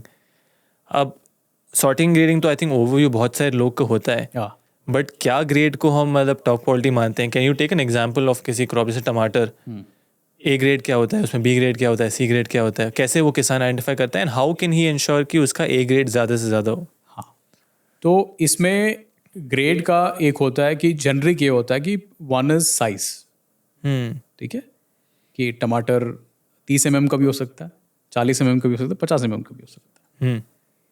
दूसरा होता है कि राइपनेस, करेक्ट। तो थोड़ा सेमी राइप हो सकता है, 50% राइप हो सकता है, 70% राइप हो सकता है, 90% राइप हो सकता है। बेस्ट क्या होता है? मैं बताता हूँ, एक एक चीज़ का मैं बताता हूँ। तीसरा होता है कि ब्लेमिशेस, ठीक है, तो उस पर कोई होल्स है क्या, मार्क्स है क्या, इंडेंटेशंस है, डैमेजेस है क्या, राइट। तो ये 3 कैटेगरीज में आते हैं ब्रॉडली, आप जो भी करते हो। राइपनेस का क्या सिग्निफिकेंस है कि राइपनेस का शेल्फ लाइफ से सिग्निफिकेंस है। मैंने बोला हाल ही में बांग्लादेश जा रहा था टमाटर, तो उसको मैं 30-40% राइप पे मैं भेजूंगा क्योंकि टाइम ज़्यादा है। टाइम ज़्यादा है और वहाँ तक पहुँच के ज़्यादा वेस्ट ना हो। अगर मैं 90% वहाँ पे भेज दिया तो पहुँचते पहुँचते आधे से आधा वेस्ट हो जाएगा। ये सब ध्यान में रखना ये होता सब ध्यान में रखना होता है। दूसरा ये है कि अगर आज ही कंजम्पशन करना है, मेरा एक किचन है, उनको आज ही कंजम्पशन चाहिए, है। तो मैं उनको 30% ड्राइव तो नहीं दे सकता ना, उनको 90% ड्राइव ही देना है उनको। करेक्ट। बीच में जैसे घर वाल ये होता है, अगर आप हफ्ते में एक बार खरीद रहे हो तो आपको टमाटर एक हफ्ता तो रहना चाहिए फ्रिज, भले ही फ्रिज में रहना चाहिए, तो शायद वो 60-70% राइपनेस पे खरीद ले। तो ये सबसे ज़्यादा लोग समझेंगे अगर मैं केले की बात करूँ तो। चाहिए। अगर आप दिन में एक केला खाते हो, आप पूरा डजन ले लिया, तो पहला 2-3 दिन तो केला अच्छा दिखेगा, उसके बाद तो आप शायद फेंक ही दोगे। करेक्ट, करेक्ट, पूरा तो ब्लैक हो जाता है। बैक हो जाता है। तो इससे सब आराम से समझ लेते हैं। तो पहले दिन आप सोचो कि कैसे वाला किलो खरीदोगे और कितना केला खरीदोगे, राइट। तो राइपनेस का ये एक होता है। साइज का भी एक होता है कि बहुत बड़ा साइज होरेका सेगमेंट को चाहिए होता है क्योंकि वो कटिंग में थोड़ा हेल्प हो जाता है। हाउस होल्ड्स के लिए थोड़ा डिसेंट साइज चाहिए होता है। स्मॉल साइज कोई प्रिफर नहीं करता, राइट। एंड ब्लेमिशेस ये होता है कि थोड़ा नेचुरल मार्क्स होते हैं जो हर फ्रूट पे आ जाते हैं। दूसरा होता है कि हैंडलिंग डैमेजेस, आपने क्रेट्स का ये हो गया। सो इन तीनों में, और ये किसान को पता होता है कि अगर कोई किसान वेजिटेबल ग्रो कर रहा है, ये सारे चीज़ उनको पता हो जाता है। पहली दो तीन बार जब हम उनके साथ बैठ के ये देते रहते हैं, 2-3 ट्रायल में वो समझ जाते हैं कितना होता है कितना नहीं होता। आपका दूसरा क्वेश्चन था कि किसान इस ग्रेड पे कैसे आए। पहले एक होता है नेचुरल फैक्टर्स जो होते हैं, तो वो होता है कि इस खेती में इतना ऐसा ही निकलेगा, 70-80% ऐसा निकलेगा। तो उसको ज़्यादातर आप ऑल्टर नहीं कर सकते हो विदाउट इंट्रोड्यूसिंग स्पेसिफिक सीड्स और व्हाटएवर, उसको ज़्यादा आप ऑल्टर नहीं कर सकते हो। तो उस हिसाब से फार्मर उसका प्राइस लेके जाएगा, अंडरस्टूड। राइट। तो इन अ गिवन रीजन ज़्यादा वेरी नहीं करता है, बिटवीन फार्म टू फार्म इतना वेरी नहीं करता, unless there is a massive pest infestation और रेन डैमेज और कुछ ऐसा कुछ हो गया, तभी जाके थोड़ा बहुत वो ग्रेड बिगड़ता है, नहीं तो ब्रॉडली वो एक रेंज में आता है ऐसा। और यूजुअली ये सॉर्टिंग एंड ग्रेडिंग किसान के लिए कौन करता है? मानो मैं ग्रो कर लिया हूँ, जैसे आप एक from a company stand point, हाँ, आपके साथ जो किसान हैं उनके लिए सॉर्टिंग एंड ग्रेडिंग आप ही करते हैं? पहला एक किसान जो होता है कि ब्रॉडली वो देख के वो परख लेता है। एक हार्वेस्ट होने के बाद वो ब्रॉड सॉर्टिंग करके हम हमारे कलेक्शन सेंटर लेके आते हैं। हमारे कलेक्शन सेंटर में और थोड़ा डीप सॉर्टिंग हो जाता है एंड देन हम अंदर ले लेते हैं। सर, एक $1 मिलियन क्वेश्चन है, बहुत बेसिक सा, लेकिन किसान को जनरली जब आपके जैसे कंपनी या के साथ काम करता है, वो क्या उसको मंडी से बेहतर रेट मिलना गारंटी होता है? किसान को मंडी से अगर पूरा साल हमारे साथ जुड़ा रहे वो किसान, मंडी से बेहतर रेट मिलेगा 100%? सारे प्रोड्यूस के लिए? सारे प्रोड्यूस पूरा साल जुड़े रहे तो रहेगा। ऐसा नहीं कि बस सीजनल आके दे नहीं सकता है? सीजन मतलब नहीं, अगर पूरा साल माने अगर जो उनका क्रॉप रोटेशन है, अगर उनकी खेती में कुछ नहीं आ रहा है तो नहीं आ सकते ना। अगर जो आ रहा है वो हमारे पास लेके आ रहे हैं तो पूरा साल वो हमेशा रहेगा, क्योंकि हमारा एक ये होता है कि हम उठा लेंगे, हमारे डोर स्टेप तो आ गया, हमने पहले भी कम्युनिकेट कर लिया इतना इतना चाहिए, इतना रेंज तो आ गया, तो हम उसको ले लेंगे। कभी ये नहीं रहता कि हम उनको बोलेंगे आज नहीं लेंगे, बहुत रेयरली ऐसा हो जाता है, बट कभी नहीं होता कि हम बोलेंगे आज नहीं लेंगे।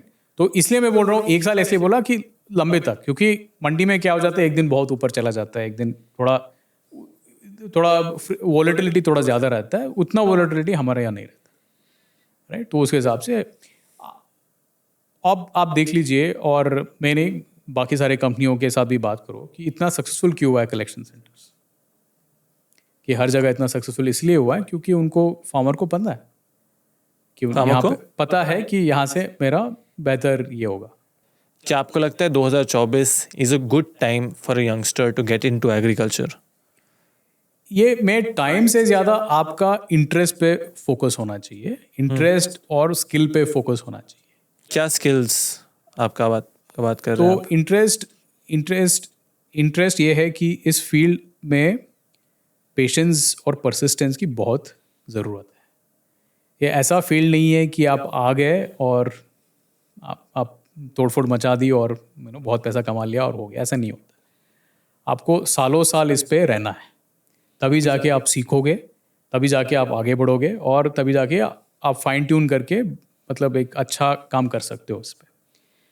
स्किल का ये बोल रहा हूँ कि अगर आप कौन से part of the agri space में आपको जाना है, राइट? अगर आप कोर साइंसेस पे जाना चाहते हो तो वो केमिस्ट्री वो वाला स्किल आपको चाहिए होगा, मतलब ये सीड्स या इनपुट्स पे आपको फर्टिलाइजर इनपुट्स? वो फर्टिलाइजर पे आपको करना है, तो ऐसे बड़ी बड़ी कंपनीज हैं जो कर रहे हैं, तो वहाँ पे करना है। अगर आप फार्मिंग पे करना चाहते हो तो आपको एग्रोनॉमी को थोड़ा समझना होना है। ऐसा नहीं कि आपका एग्रोनॉमी आप कुछ पढ़ के आ जाओ, बट एटलीस्ट आपको इंटरेस्ट होना चाहिए, एटलीस्ट एक्सपीरियंस करके तो आपको पता होना चाहिए कि ये काम करता है नहीं करता है। करेक्ट। राइट? या आप ट्रेडिंग में आना चाहते हो, ट्रेडिंग स्लैश मार्केटिंग में आना चाहते हो, तो उसका एक थोड़ा अलग स्किल्स है कि मतलब मार्केटिंग साइड थोड़ा आपको देखना है। और चौथा मैं बोलता हूँ प्रोसेसिंग भी एक इम्पॉर्टेंट एलिमेंट है, क्योंकि अगर इस पे भी आपको जाना है मैन्युफैक्चरिंग साइड, और उसमें थोड़ा फूड साइंस लगता है। प्रोसेसिंग का इसलिए मैं बता रहा हूँ, जैसे हम टमाटर की एग्जांपल ले रहे थे, 3 रुपए से 100 रुपए। हमारे जो कुकिंग में जो टमाटो यूज़ होता है तो हमेशा वो मसाला बन जाता है। करेक्ट। तो हम इसको प्यूरी फॉर्म में क्यों नहीं रख सकते? करेक्ट। राइट? तो अगर हम प्यूरी फॉर्म में रख लेंगे तो आप जब चाहिए तो आप रख सकते हो, यूज़ कर सकते हो। आपका ये नहीं कि टोमेटो 100 हो गया थोड़ा कम यूज़ कर लो, ये हो गया, क्योंकि एटलीस्ट आपको सालों ईयर राउंड एटलीस्ट एक रीजनेबल प्राइस पॉइंट पे मिल जाएगा। बाहर तो हो रहा है सर, लेकिन भारत में कोई ये कर रहा है क्या tomato puree? I think salary tomato puree है, बट इतना वाइड स्प्रेड ऑप्शन नहीं है। राइट? क्योंकि फ्रेश भी इतना मिल जाता है, तो टोमेटो प्यूरी का इतना वाइड स्प्रेड ऑप्शन नहीं है। समझ गया। तो अगर आप यंगस्टर हो, फार्म एग्रीकल्चर में आना चाहते हो, तो ये सारे ऑप्शंस आपके हैं। तो आपको एक you need to first patience होना चाहिए, परसिस्टेंस होना चाहिए, तो which only has if you have passion for this sector. Second, आपके स्किल लेवल के हिसाब से which part of the agriculture आना चाहते हो वो देख लो, तो then you can make a career और start something on your own. Right? Interesting. And the farmer से बड़ा एंटरप्रेन्योर कोई नहीं है। राइट? तो हर साल उसका एक नया स्टार्टअप ही है। हर साल एक नया स्टार्टअप ही है। बहुत ही अच्छा चीज़ आपने बोला सर। मैं हमेशा अपने दोस्तों को बोलता हूँ कि सबको बोलता हूँ इनफैक्ट कि फार्मर्स स्टार्टअप ओनर्स को they should start looking at themselves like startup owners. आप बिजनेस ओनर्स हो, आपका नेचर ऑफ बिजनेस शायद अलग क्यों ना हो, बट मेजॉरिटी ऑफ द लोग जो शायद आज यंगस्टर्स खेती में आना चाहते हैं, उनको एक मिसकंसेप्शन रहता है कि खेती है, I like it's a proper business. आपको एंड टू एंड समझना होगा, प्रोडक्शन करना होगा, मार्केट स्टडी करना होगा। अगर आप वो नहीं करोगे, you won't be successful. Right? So this is a common message to the existing farmers also and to those youngsters जो एग्रीकल्चर में आना चाहते हैं। एग्रीकल्चर एक बिजनेस है, एंड टू एंड आपको एज अ बिजनेस देखना ही होगा। सही बात बोले, एग्रीकल्चर को एक बिजनेस की तरह ही देखना चाहिए। कभी कभी उसको हम थोड़ा रोमांटिसाइज कर लेते हैं, और कर लेते हैं कि it is a service to the nation and this thing, and उसी में थोड़ा फार्मर को थोड़ा नुकसान हो जाता है। क्योंकि एक फार्मर जब खेती करते हैं, उनका एक अच्छा मुनाफा होना चाहिए, तभी उनको खेती करना है। उनको खेती as a service to the nation नहीं करना है। राइट? क्योंकि भला वो इंसान ही क्यों सर्विस करे, अन्नदाता कहते हैं हम बाकी क्यों नहीं करें? एग्जैक्टली। राइट? तो इसको स्पेशली फॉर यंगस्टर्स, उनको ऐसा बिल्कुल ऐसा ही देखना चाहिए, एज अ बिजनेस, और as a business and as a profit oriented business ही देखना चाहिए। अगर आप कोई यंगस्टर आके 2 एकड़ 4 एकड़ पे आप कर रहे हो, आप देख लो इस 4 एकड़ में कितना कमा सकता हूँ। शायद मैं कुछ और करता तो मैं कितना कमा लेता। अगर मैं आज के डेट में सॉफ्टवेयर इंजीनियर हो जाता, शायद मेरा साल का 5-6 लाख का इनकम हो जाता। क्या मेरे को इसमें आ रहा है? नहीं आ रहा। राइट। ऐसे किसी को आप खेती पे फोर्स नहीं करना है, उनको ऑप्शन देना है, और ऑप्शन देते समय उनको पूरा इन्फॉर्मेशन देना है, ये रिस्क है, ये अपॉर्चुनिटी है, ये अपसाइड है, तो ये सब जान के आप इसमें आओ। सर आप बहुत सारे किसानों से आप मिले होंगे, लाइक आप कंज्यूमर से भी मिलते होंगे, किसानों से भी मिलते होंगे। आपने बोला यंगस्टर ये एरियाज में आ सकते हैं, बट ग्राउंड लेवल पे किसान का एक्चुअल स्ट्रगल क्या है? मतलब आपने जब गवर्नमेंट गार्डन ज्वाइन किया या जब कंपनी स्टार्ट हुई, आप क्या प्रॉब्लम को टारगेट करना चाह रहे हैं? मार्केटिंग एक जनरल सा चीज़ हो गया, बट आप क्या प्रॉब्लम आइडेंटिफाई किए थे, and what do you think is the biggest problem in Indian agriculture today? आपने बहुत बड़ा सवाल पूछ लिया। बहुत ही, हाँ। Few years ago the government, सरकार ने बोली थी फार्मर इनकम हमको डबल करना है। ये excellent reframing of the problem है, क्योंकि जब भारत आज़ाद हुआ तो back in the 50s we were struggling for food, खाना नहीं मिल रहा था, शॉर्टेज था, करेक्ट। तो तब हमारा ग्रीन रेवोल्यूशन आया, doctor Swaminathan and the rest of the team. तब का फोकस था कि हम जितना प्रोडक्शन करें उतना प्रोड्यूस करें, क्योंकि हंगर वॉज अ वेरी की प्रॉब्लम, राइट। लोगों को खाना पहुंचाना है, तो गवर्नमेंट सारा मशीनरी सबका ये फोकस था कि प्रोडक्शन आए, करेक्ट। आज रिफ्रेमिंग ऑफ द प्रॉब्लम इस पे हुआ है कि फार्मर का इनकम पे फोकस करें, क्योंकि ब्रॉडली मैं बोलता हूँ कि प्रोडक्शन का गोल मेट हो गया। ओवर प्रोडक्शन हो रहा है आजकल। ओवर प्रोडक्शन हो रहा है, क्योंकि मैं राइस का ही ले लो, कितना 20 करोड़ टन बनता है। भारत की आबादी कितनी है? 140 करोड़। 140 करोड़। तो आप मैथ करोगे तो साल का 140 किलो पर आदमी, मतलब दिन का 300-400 ग्राम, मतलब अगर घर में 4 लोग हो तो 1.5 किलो राइस, कोई तो खाता नहीं होगा इतना, राइट। हमें ऑब्वियसली मैं थोड़ा सिंप्लीफाई कर रहा हूँ, इसमें थोड़ा वेस्टेज भी होता है, बाकी चीज़ों में भी यूज़ थोड़ा हो जाता है, एक्सपोर्ट भी होता है, तो थोड़ा मैथ। अब हर जगह आप देखोगे शायद 1-2 आइटम होगा, थोड़ा कम हो रहा है, ज़्यादा हो रहा है, but from a calorie point of view हम अच्छा प्रोड्यूस कर रहे हैं और कर भी सकते हैं। और आगे जाके आपका भारत का पॉपुलेशन 20% ही बढ़ेगा, उसके बाद डिक्लाइन होने वाला है, करेक्ट। तो आपका जो प्रोडक्शन गैप है एट बेस्ट इज 20%, पकड़। 20% के बाद डिक्लाइन क्यों होगा? एक पॉपुलेशन में एक होता है कि रिप्लेसमेंट रेशियो ये होता है कि अगर हर एक फैमिली में 2 बच्चा हो जो, तो एक रिप्लेसमेंट रेशियो हो जाता है, तो पॉपुलेशन स्टैग्नेंट होता है तब। Okay, correct. अभी हम आई थिंक भारत का थोड़ा रिप्लेसमेंट रेशियो उससे थोड़ा कम हो गया है और कम होने वाला है, उसमें कुछ ये तो नेचुरल प्रोग्रेशन। आपका जो प्रोडक्शन टारगेट है तो 20%, 25%, 30% हो सकता है। आप अगर ये फोकस मान लो, चलो ठीक है मैं भारत के लिए नहीं कर रहा हूँ, पूरा दुनिया के लिए कर रहा हूँ, तब जाके थोड़ा और खुलेगा प्रोडक्शन के लिए। तो इसलिए मैं बोल रहा हूँ प्रोडक्शन का एक हो गया। अभी फार्मर का जो इनकम है तो उस पर क्यों फोकस आया? क्योंकि फार्मर डिस्ट्रेस बहुत हो गया। अब जितना चाहिए उतना प्रोड्यूस तो कर रहे हैं, फिर भी फार्मर के पास क्यों नहीं पैसा पहुंच रहा है? डिस्ट्रेस तो है, क्योंकि एवरेज फार्मर इनकम जो है इंडिया का एवरेज से कम है, बहुत कम है। एवरेज फार्मर बोल रहा हूँ, अब होंगे थोड़े फार्मर्स जो अच्छे कमा रहे होंगे, बट एवरेज फार्मर जो कम है। कितना है सर इंडिया में एवरेज फार्मर इनकम? 1 लाख से कम होगा पर ईयर, मेरा पर ईयर। एक हाउस होल्ड सर्वे करके आता है, 5-6 साल पहले आई थिंक वो 70,000 कुछ तो था, अभी शायद 1 लाख हो चुका होगा, राइट। और एवरेज इंडियन इनकम शायद 2 लाख के आसपास है। तो उस हिसाब से तो इसमें अब अगर आप इतने फार्मर्स हैं, आप इनकम डबल कैसे करोगे?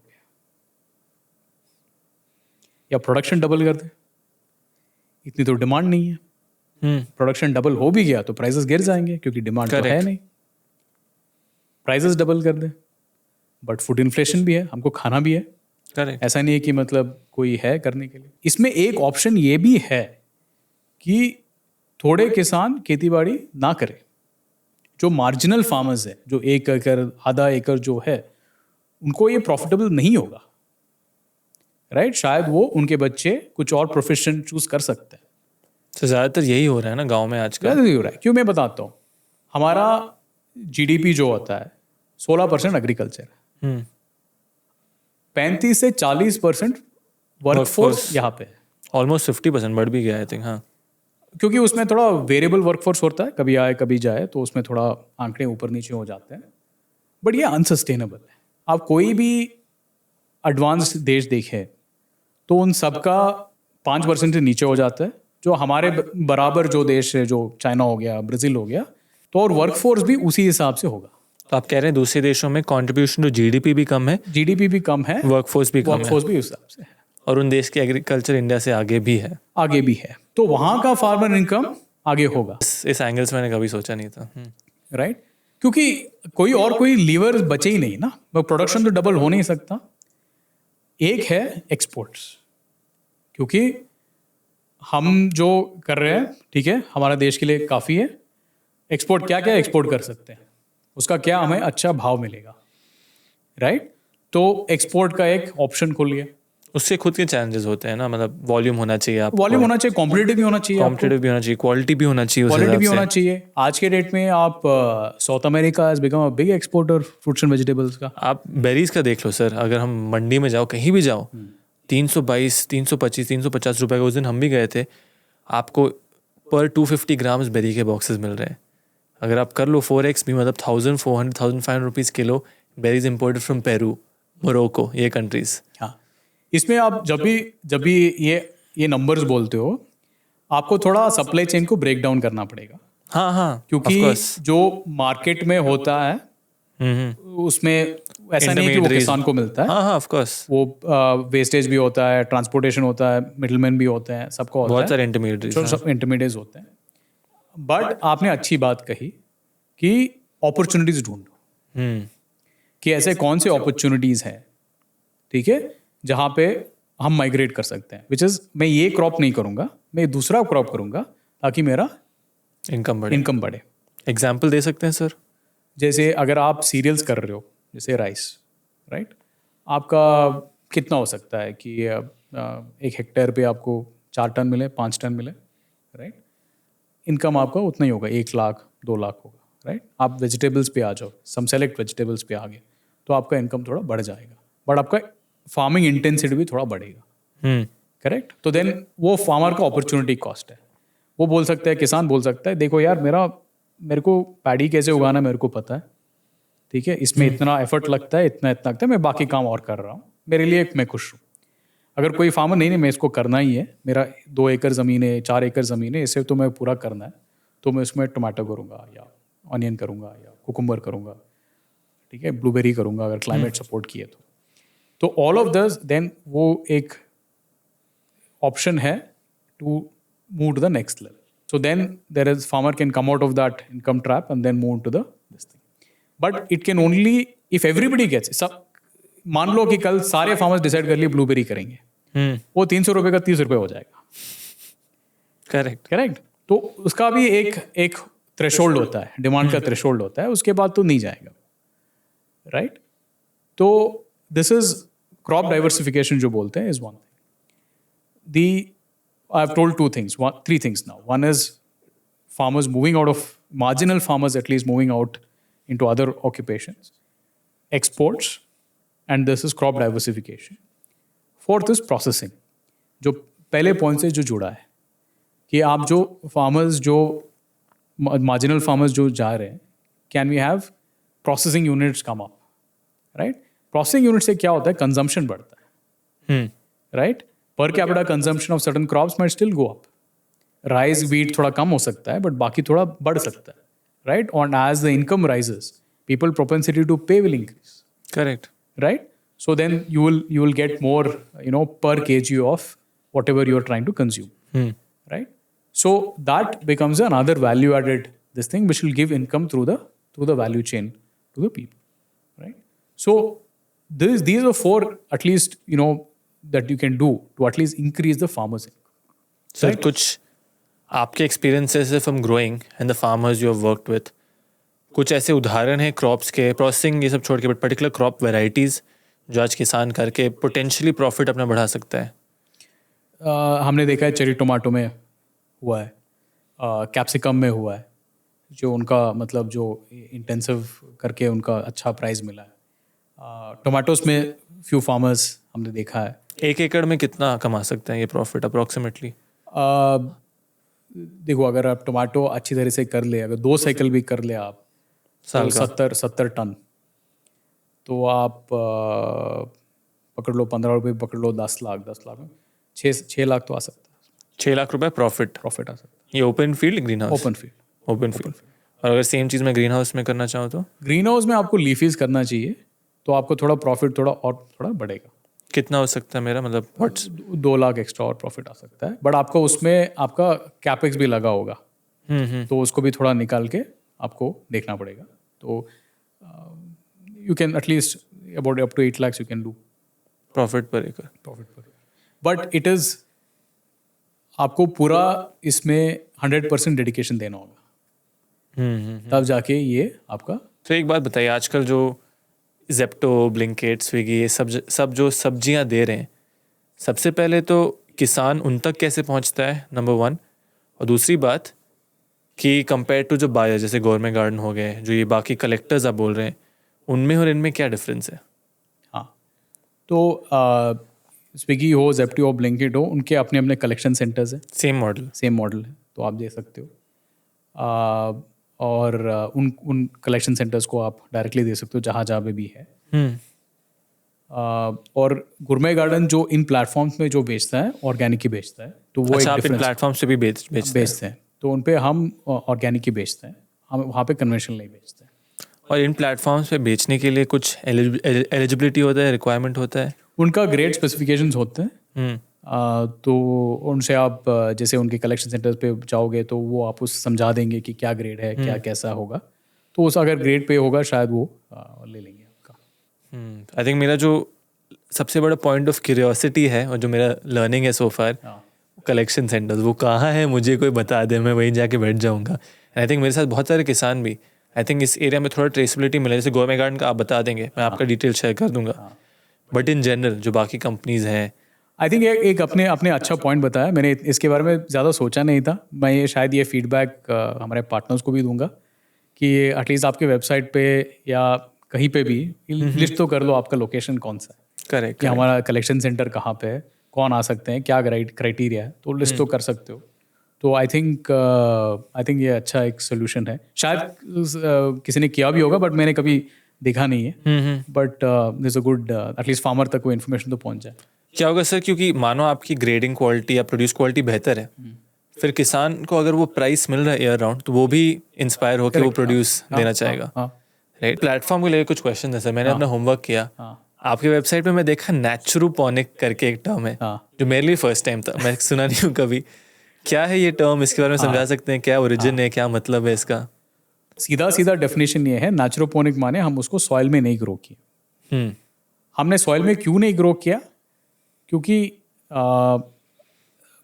किसी क्रॉप का पेस्ट इन्फॉर्मेशन कहाँ कैसे हो सकता है? क्या एयरबोर्न होगा या सॉइल बोर्न होगा? अगर सॉइल ही हटा दोगे आप, तो आपने एक लेवल ऑफ पेस्ट इन्फेस्टेशन कम कर दी।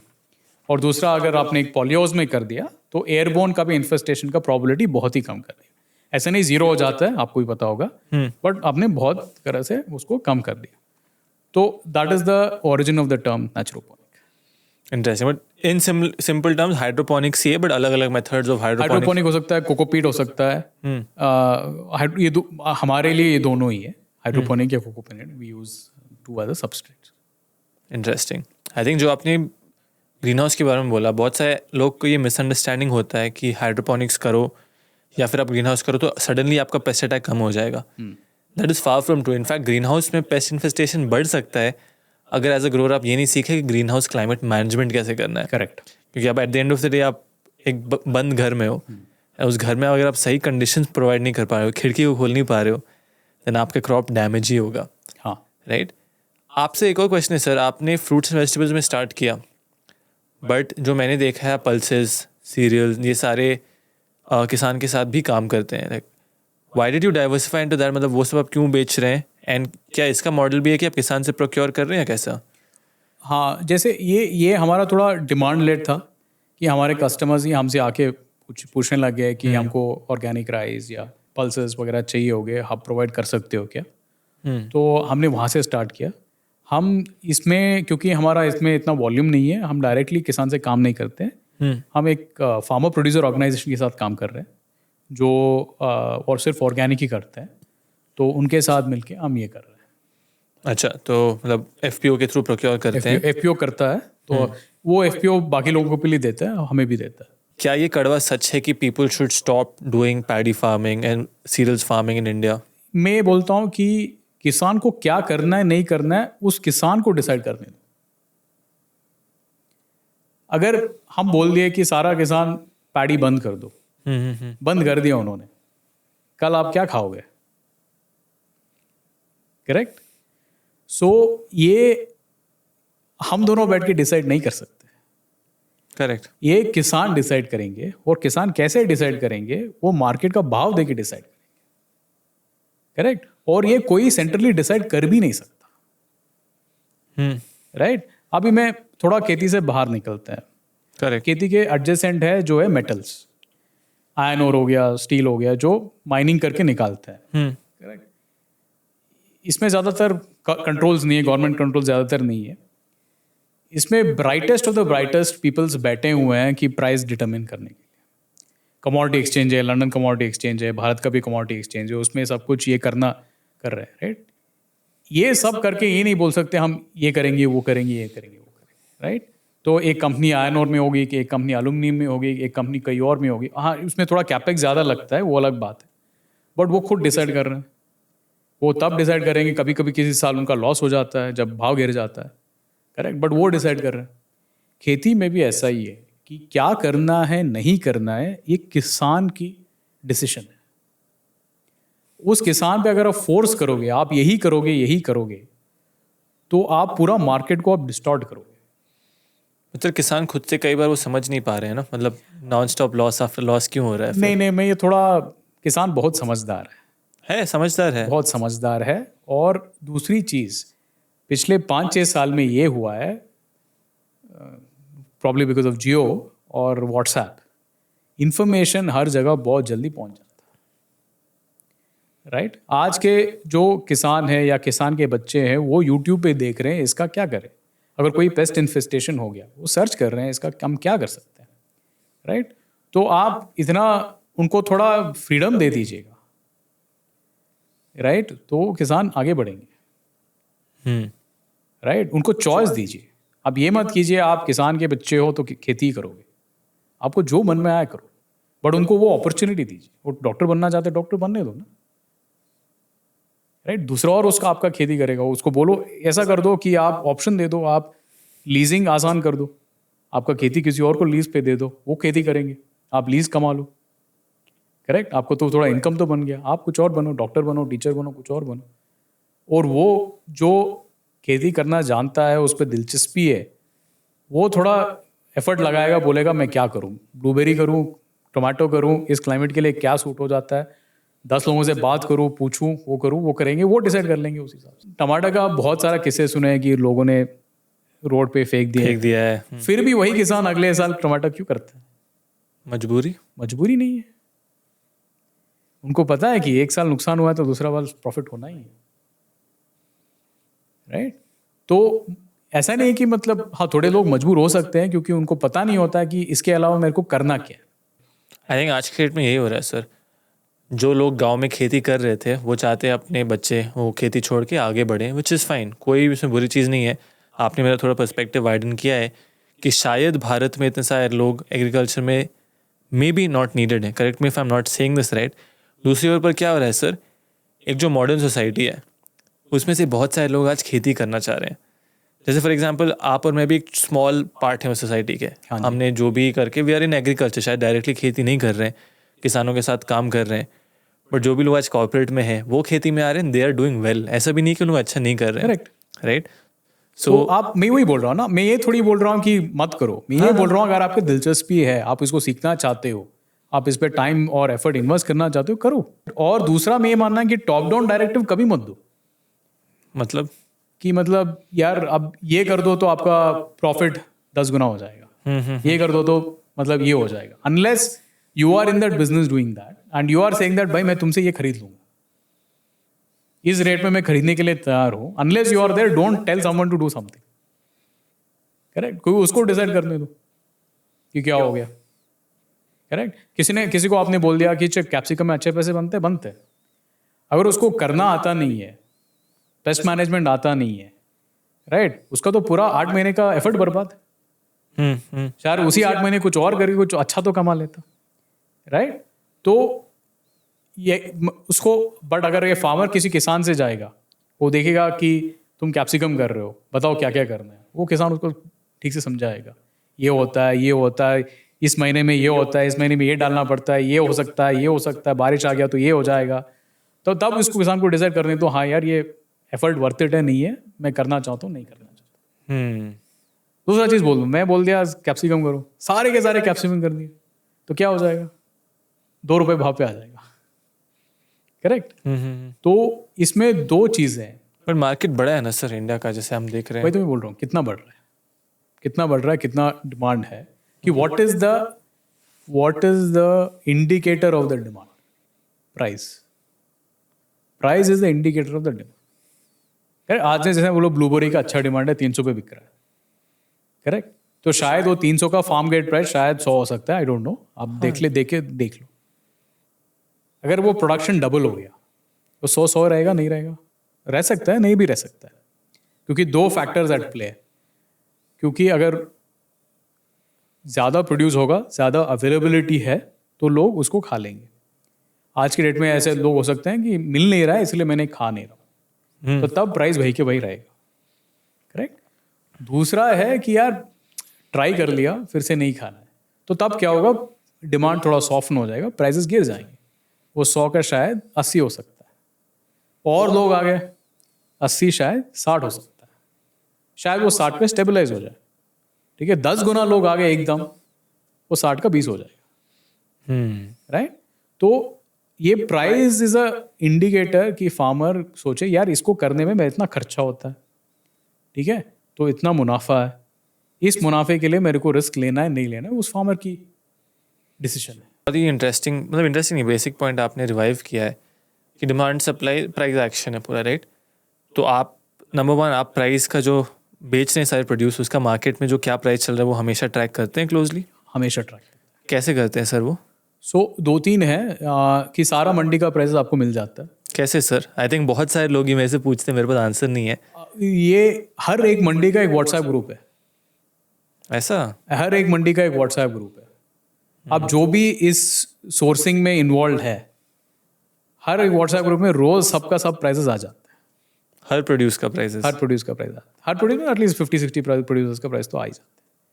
अच्छा कि आज कैप्सिकम का ये रेट, आज कैप्सिकम का ये रेट है, डेली आ जाता है, और आप इसका डेटा बनाते हैं? हम डेटा बनाते हैं उसी क्योंकि हमको भी जाके फार्मर को एक प्राइस देना है ना, हम तो कुछ भी नहीं दे सकते, तो वो फार्मर फिर आके बोलेंगे तो ये प्राइस चल रहा है, ये नहीं चल रहा, जब प्राइस बढ़ रहा है तो आके पूछ लेंगे, तो हमको वो ट्रैक करना रहता है। सब लोग यही करते हैं, और ये मैं वही बता रहा हूँ, व्हाट्सएप की वजह से सारा इन्फॉर्मेशन सबके हाथ में है, और ये थ्रू आउट एग्रीकल्चर है। मैं ये नहीं बोल रहा हूँ कि एक ही आइटम पे है, एक ही आइटम पे नहीं है, राइट। तो इसके हिसाब से आपका भी प्राइस आपके प्लेटफॉर्म पे वेरी करता है? हर वीक वेरी करता है, हर वीक अगर मैं गवर्नमेंट गार्डन से खरीदने जाऊँ तो हर वीक अपना प्राइस वेरी करता है, क्योंकि ये तो डेली परचेज है। सर मेरा जो पहला थॉट है ना, जब मैं आपके जैसे कंपनी के बारे में सोचता हूँ, यार ये ऑपरेशनली कितना चैलेंजिंग होगा। मतलब आपको प्रोक्योर करना है, लॉजिस्टिक मैनेज करना है, फ्रेश प्रोड्यूस भी पहुँचाना है, कंज्यूमर को भी खुश रखना है, किसान को भी खुश रखना है।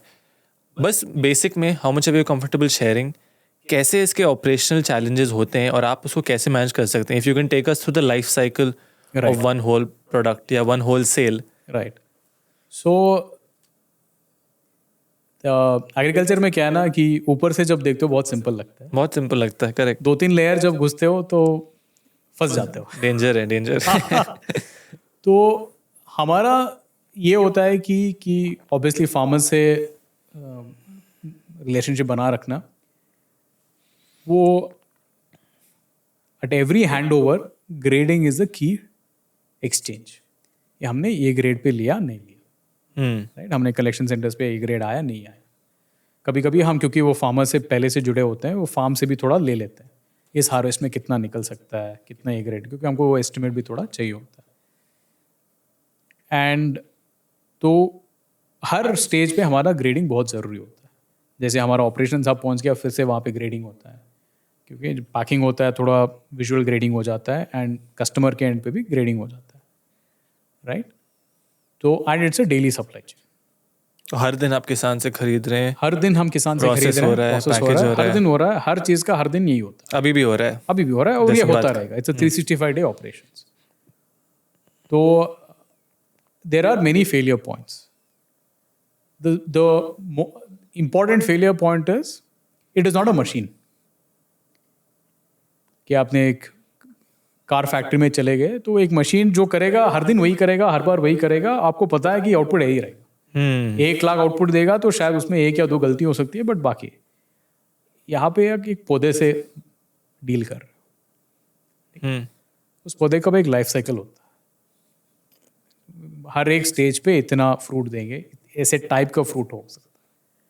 वो पौधे का भी थोड़ा इम्पैक्ट होता है, क्लाइमेट इम्पैक्ट होता है, पेस्ट इम्पैक्ट होता है, सब इम्पैक्ट होता है। तो ये वोलेटिलिटी बहुत सिस्टम में आ जाता है। इस वोलेटिलिटी को मैनेज करना is the key success recipe में बोल सकता हूँ।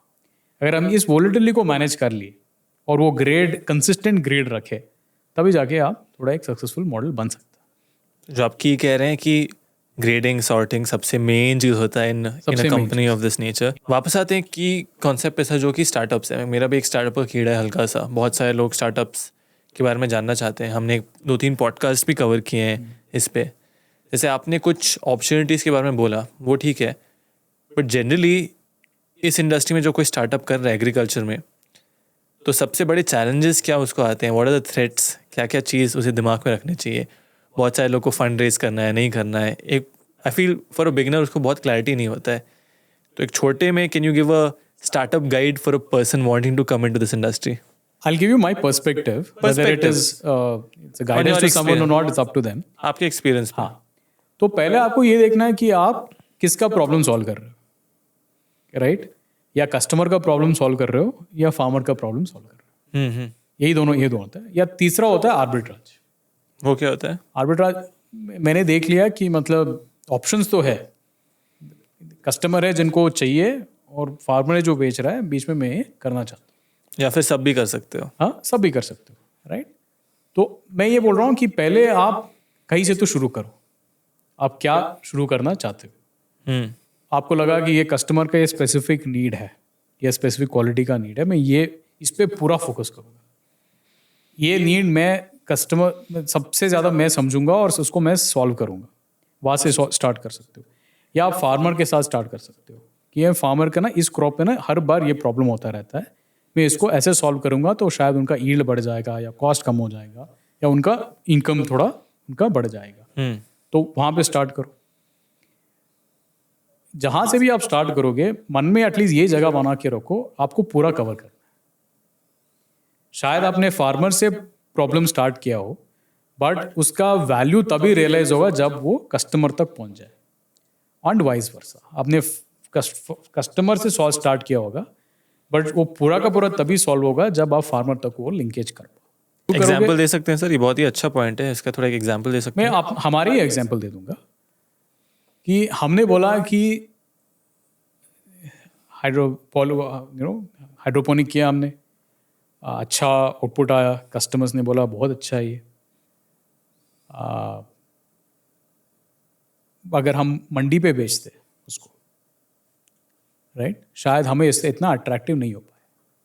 बेच सकते थे, कोई मार्केट में कुछ हाइड्रोपोनिक के लिए भी मार्केट है, तो या किसी और को दे देते। तो हमने सोचा इससे तो इसको जस्टिस नहीं होगा, तो हमने इस पर एक ब्रांड बनाया। हमने खुद कस्टमर्स को बेचने लगे, राइट। तो हमने ये पूरा कवर किया। अभी जाके उसका एक अच्छा सा ब्रांड बनाया, एक प्राइस पॉइंट बनाया और एक थोड़ा मार्जिन स्पेस मिला है जिस पे हम काम कर सकते हैं, राइट।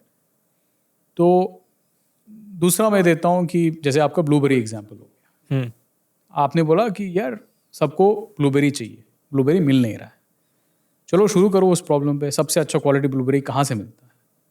शायद अफ्रीका से आ रहा है, ठीक है, मैं वहाँ से ले लेता हूँ, राइट। वहाँ का क्लाइमेटिक कंडीशंस कैसा है, इंडिया में कहाँ उग सकता है, करेक्ट, कौन फार्मर उगा रहा है, चलो यार मैं उस फार्मर से जुड़ लेता हूँ, थोड़ा क्वालिटी कंपेयर कर लेता हूँ, यही क्वालिटी है क्या, वही वही टेस्ट आ रहा है क्या, थोड़ा बिटर है, सार है, क्या है। अगर मैं कस्टमर को वो दूँ, कस्टमर एक्सेप्ट कर लेंगे, कस्टमर एक्सेप्ट कर लें तो एक आपका बन गया फार्मर तक। तो आप एक कस्टमर से स्टार्ट किए बट फार्मिंग तक पहुंच गया। बेसिकली पूरा सर्कल में जाओ, प्रोडक्ट है, कस्टमर से फीडबैक लो, सब कुछ। लेस सुना होगा आपने, क्या है लेस? Snack, chips. चिप्स, तो क्या बुलाते हो लेस को आप? मतलब कौन सी कंपनी है? लेजी, मतलब it's like a chips company. आप हाँ बोल चिप्स सकते हो। कंपनी। अगर मैं उसको बोलूँ वो आलू कंपनी है, मान लोगे?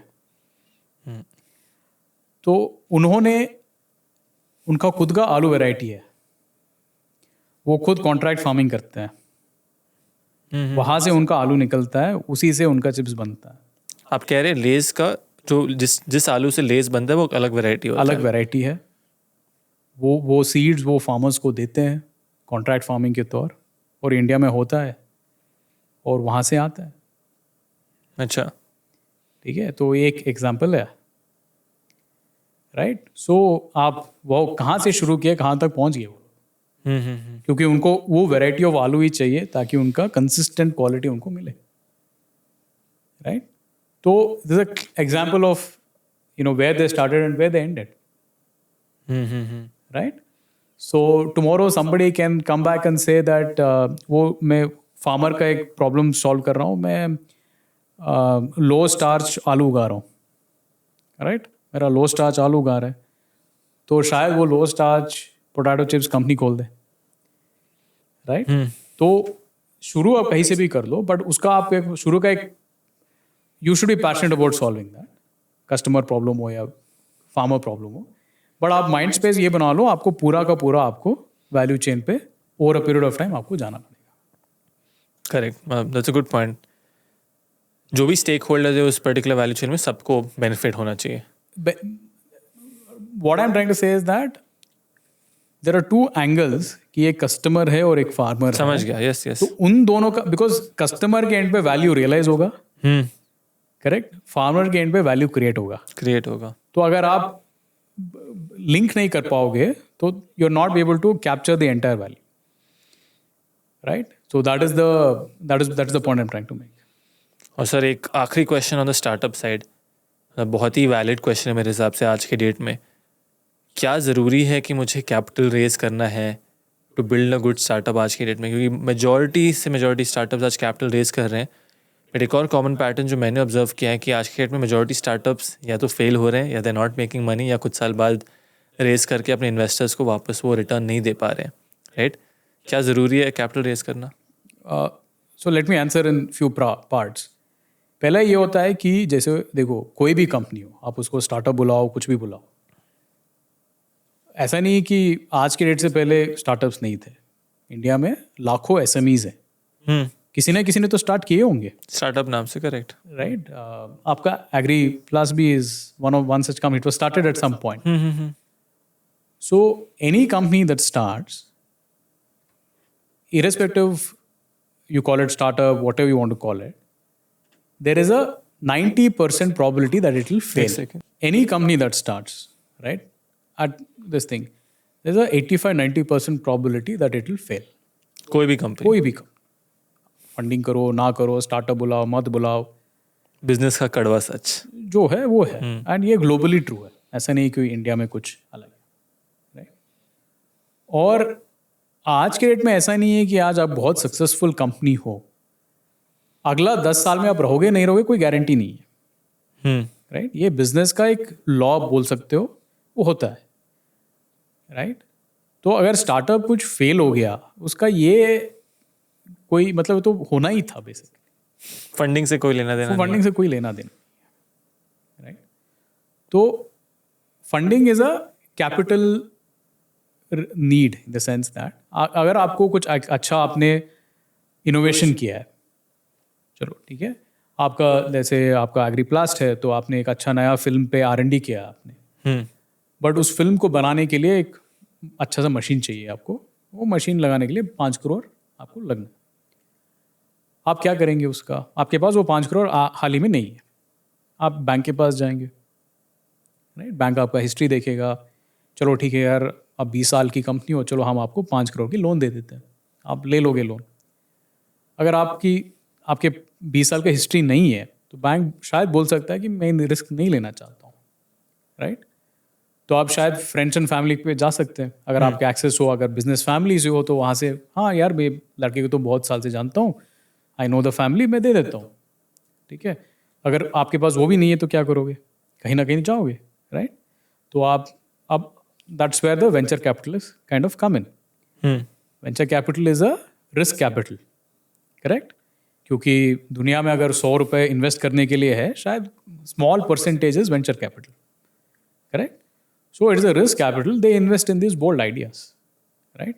And when venture capitalists also invest, अगर वो 10 इन्वेस्टमेंट्स करते हैं, उनके मन पता होता है इसमें 2 या 3 सक्सेस होंगे, करेक्ट, राइट। उनका ये कैलकुलेशन रहता है पहले से। तो आप कोई स्टार्टअप फेल हो गया, इज नॉट एन इंडिकेशन कि मतलब पूरा सिस्टम फेल है, करेक्ट। इसका सिर्फ ये है कि यार हाँ 10 लोग कुछ 10 चीज़ें करने शुरू किए, हाँ कुछ सक्सेसफुल नहीं हुए तो बाकी तो सक्सेसफुल हो गए। So the ultimate success is that on 2 levels इसका सक्सेस हो सकता है कि वो 2-3 कंपनी जो आगे बन के बड़े बन गए, और दूसरा जो बाकी 7-8 कंपनी जो ट्राई कर रही थी कुछ करने के लिए, उन्होंने बहुत कुछ सीखा, और जो लोग उनके साथ काम कर रहे थे वो लोग बहुत कुछ सीखे, वो आगे जाके कुछ और कर सकते हैं। वो आगे जाके ये 2-3 कंपनी जो सक्सेस हुई उनको ज्वाइन करके उनको आगे और बढ़ा सकते हैं, राइट। तो आप उस हिसाब से देखिए। और एक और अंडरलाइंग पॉइंट है, चलो ठीक है किसी वीसी ने आके पैसे लगाए और लॉस हो गया उनका, it's a private loss. Private loss मतलब उनका लॉस है, झेल लेते हैं सर वो। तो वही तो बता रहा हूँ ना, क्योंकि उनका 2-3 कंपनी सक्सेस हो जाते हैं क्योंकि उनके हिसाब से उनका मैनेज कर लेते हैं। कभी कभी I don't know the exact numbers, I am sure there are successful VCs and not so successful VCs, इतना जानकारी नहीं है मेरे ऊपर, but I think that is there this thing. And ये भी आप थोड़ा देख लो कि VCs also raise money, correct, they also raise money from managing partners etc, right, wealthy people who are putting that money into VC very rarely put their entire wealth into that VC. They also provide a particular amount, and they also know it is a bit of a risk weighted chart, उनका expectation थोड़ा ज़्यादा रहेगा। शायद आपने FD में 7% है, equity में 12 है, शायद इसमें 15-16% का एक्सपेक्टेशन रह सकता है, बट उस हिसाब से वो लोग लगा लेंगे, राइट। तो and see again VC system is also evolving, they are also getting smarter, right? More people they're doing more deals, they're also learning a lot, right? So they'll also become very, very good at doing some of these things, and now VCs are also involved in helping you in making some business decisions, right? So they're also, see, the entire ecosystem is moving forward, सब right? साथ बढ़ रहे हैं। So these losses or ups and downs are part of the learning. आज के date में एक at least in the e-commerce space, India has created a big ecosystem, and that wouldn't have been possible without this investment, without many people succeeding and many people failing also, because that will also tell you what not to do. And the failure is not necessarily because they did something wrong. Failure could be because the market was not ready. The failure could be, because the product was ahead of its time, or there was something little more thing they could have done, all of that. So it's part and parcel of trying something new. Startup करने से मत डरो, अगर कर रहे हो तो उसमें पैसा रेज करने से भी मत डरो। लाइक एक नीड है बेसिक स्टार्टअप का, आप कह रहे हैं एक नीड है, आपका जो भी नीड है आप उस हिसाब से बात करो। आपको आइडिया जिसको अच्छा लगे वो पैसे लगाएंगे, ठीक है। जिनको अगर अच्छा नहीं लगे, पैसे ना मिले, तो figure out another way, right. तो ऐसे भी नहीं है कि अगर पैसे मिल गए तो अच्छा है, पैसा नहीं मिला तो आपका आइडिया बुरा है, ऐसा भी नहीं है। तो आप इट ऑल डिपेंड्स ऑन आपका पैशन उस आइडिया से कितना है, right.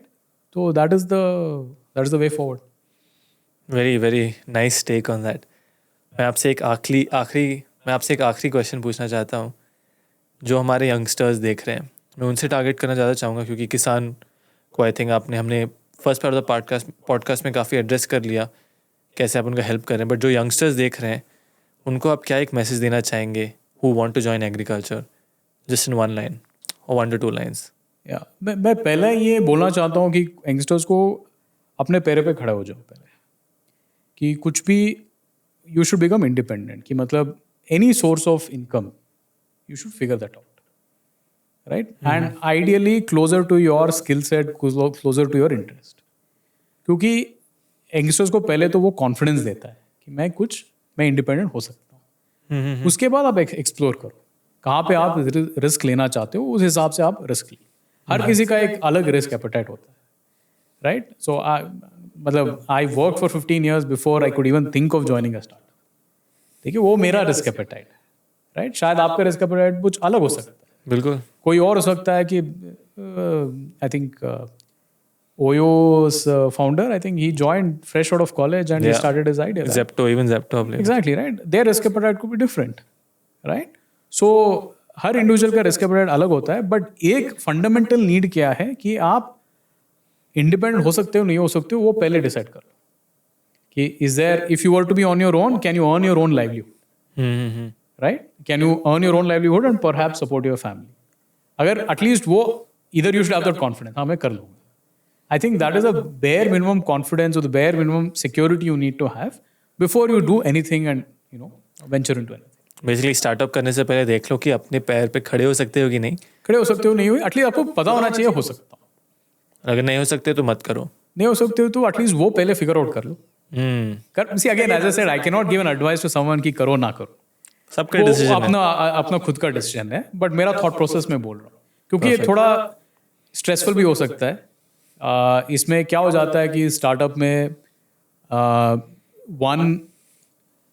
Lots of ups and downs, too you're answerable to every and any stakeholder. You're answerable to your customers, you're answerable to your employees, farmers, you're investors. answerable to your vendors and partners. Yes, you're answerable to your investors.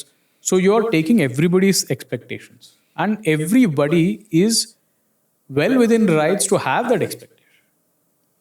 Correct? तो customer को आपने quality promise किया तो customer का हक बनता है आपसे वो मांगे, पैसे दिए कस्टमर, राइट। फार्मर से आपने कुछ लिया है तो आपका रेस्पॉन्सिबिलिटी उनको टाइमली पेमेंट करो, उनको व्हाटएवर आपने प्रॉमिस किया है उसको कमिट करो, एम्प्लॉयज को जो आपने प्रॉमिस किया है कमिट करो, इन्वेस्टर्स जो पैसे लिए, सो सबका एक very logical very valid expectation होता है, and carrying those expectations and taking the startup forward requires a lot of resilience. And that resilience might be inherent in you. And that it can create a lot of self-doubt. And in those situations, you need to have that self-belief. And that self-belief might come because of your own experience. It might come because you're built that way. Right? Some people are.